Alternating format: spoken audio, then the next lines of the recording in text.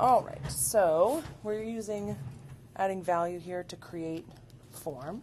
So this currently looks like a circle, and I want it to look like a sphere.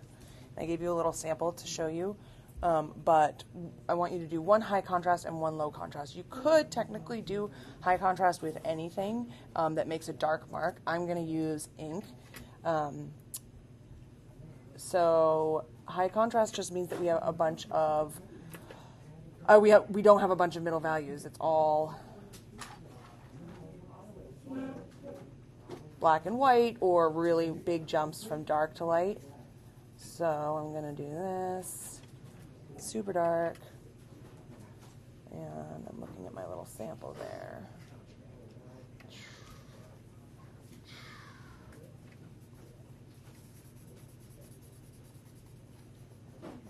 So that would be high contrast, and even there, even with this, like, look, I just made that one shape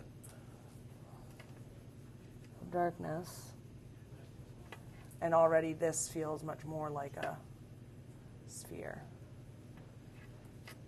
And I could even do like one more layer in here, like more of a middle gray. Very high contrast, okay? And then for low contrast, that just means we have a lot of middle grays. So it could also mean that there's no dark darks or light lights, but there could be dark darks and light lights. You just have to have a lot of stuff in the middle too. So I'm using an ebony pencil for this, but any of the pencils would be good. For this, I'm just laying down like a light layer to start everywhere except for my highlight.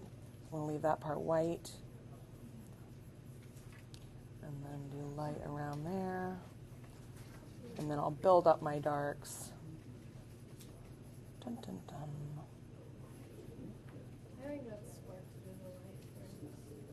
Thank you. And I'm sort of rushing this because I don't want it to be a super long video because no one's going to watch that long of a video. And I'm moving my pencil sort of like in that round way to make it look more realistic. But then I'll just start adding some more darks here. And this does tell us like our reflection and all that, but for this very basic beginning part, don't worry about that. I'm just going to build up some darks here, and we want to have a lot of middle grays, so I'm trying to give myself at least like 5 values in here. So there we have the light one, and this is 2. Now I'm at 3 here. I could probably do 3 here. And then I'm going to go 4, so pushing a little harder.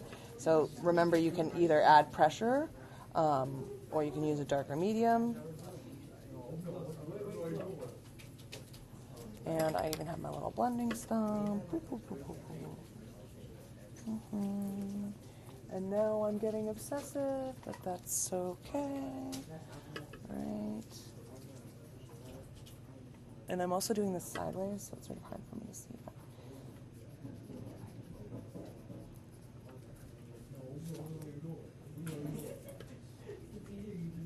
There we go. On the table. And so there is a low contrast. We have lots of middle values